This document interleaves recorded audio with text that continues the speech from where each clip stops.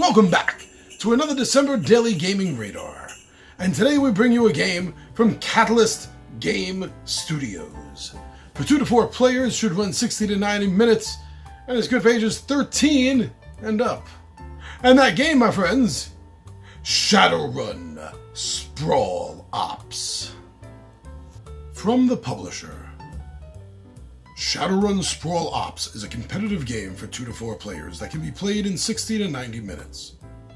In this cyberpunk worker placement game, each player controls a team of Shadowrunners that they can send on missions, loan to other players, for a fee of course, and upgrade with new tech and equipment. Missions are resolved by a rolling combination of custom dice. A diverse team of Shadowrunners gives you access to more combination of dice, and your upgrades add even more dice to your pool. Take on smaller missions to earn creds, then put those right back into your more experienced runners and better gear. Once you think you've got what it takes, send your runners out to attempt to collect one final score. If you fail, don't worry. Your dock wagon contracts will keep your runners in the game. The first player to successfully complete the final mission and collect the last big score wins the game. I remember when Fezza came out with this game in the 80s. I was on top of it right away. I'd seen the upcoming ads. I remember in Dungeon Magazine or Dragon Magazine. And I was hyped for it. A cyberpunk game that blends tech and magic. Oh yeah, I was psyched for this game. I didn't end up loving it as much as I wanted to, but I always enjoyed any game that we played of it. It's always had a special place in my heart. And I haven't really tried any of these Shadowrun games yet.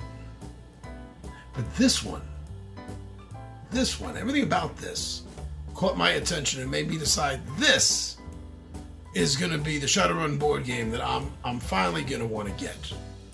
You know, I realize it's going to be different than the RPG, but you know what? That's fine. And expected. I like the way you get a chance to piecemeal, so to speak, teams and put them together. And you're able to decide what kind of missions you're going to run and how you're going to upgrade everyone. The game, not only to me, everything I've read, everything I've seen and watched about this game, not only does it really feel thematically like Shadowrun, but at the same time, it gives me a feel of an MMO a little bit. And I think that little bit of add-on, I think it's a bonus. See, now, I also like the fact that this game is a game where you're building up your characters.